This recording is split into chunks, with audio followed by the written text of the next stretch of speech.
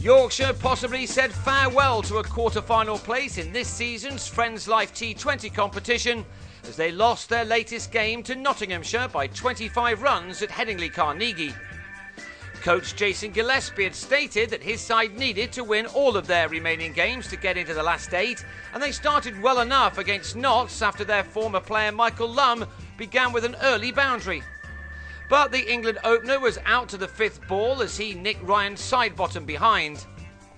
Notts had lost a bit of confidence in this form of the game after losing their last 2 matches.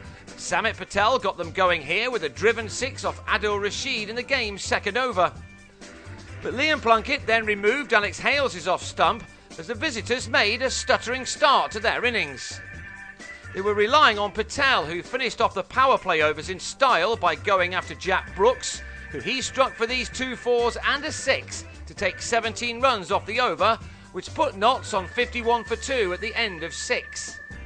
However, Yorkshire kept plugging away, and Plunkett then saw James Taylor pull a short ball from him well enough, but only as far as Rashid, who claimed the catch to leave the Outlaws on 57 for 3 in the 7th. Patel, though, maintained his good form by on-driving Azim Rafiq for his 4th 4, but the runs were not coming especially quickly. The pressure then got to Patel, who was taken at long on by Plunkett off Azim Rafiq to depart for 44 in the 14th over. Stephen Mullaney fell in the next one, slicing Rich Pyra out to Dan Hodgson.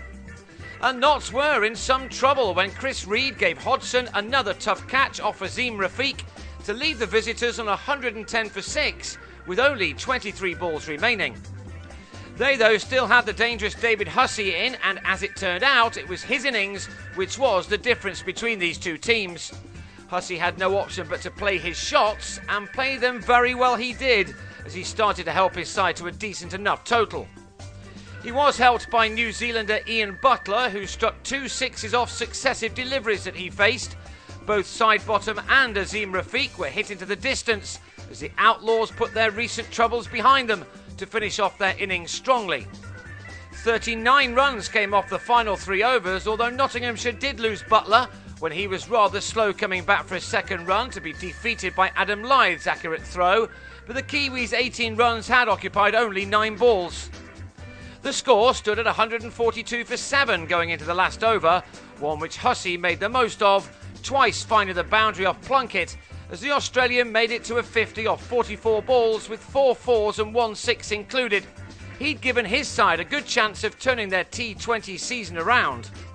He made 52 while Graham White was run out by Gary Balance to the last ball of the innings, Notts ending on 155 for 8 with Pyra's 4 overs costing only 14 runs, and Plunkett and Rashid both claiming 2 wickets without being expensive.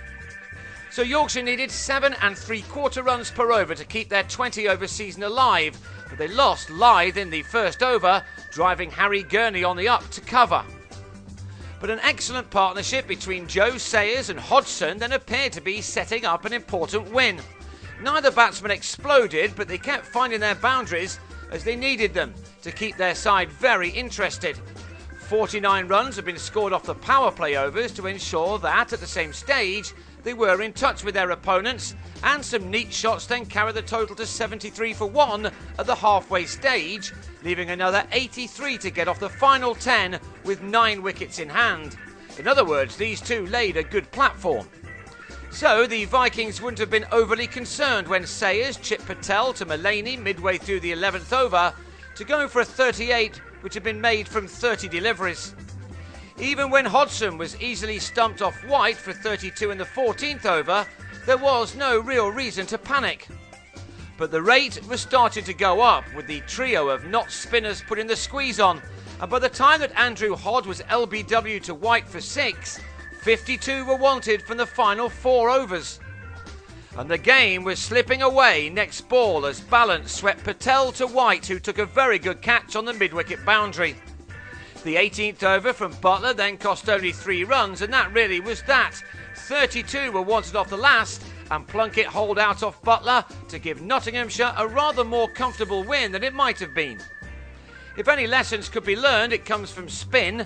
The combined spells for Patel and White cost only 37 runs, and that made a difference.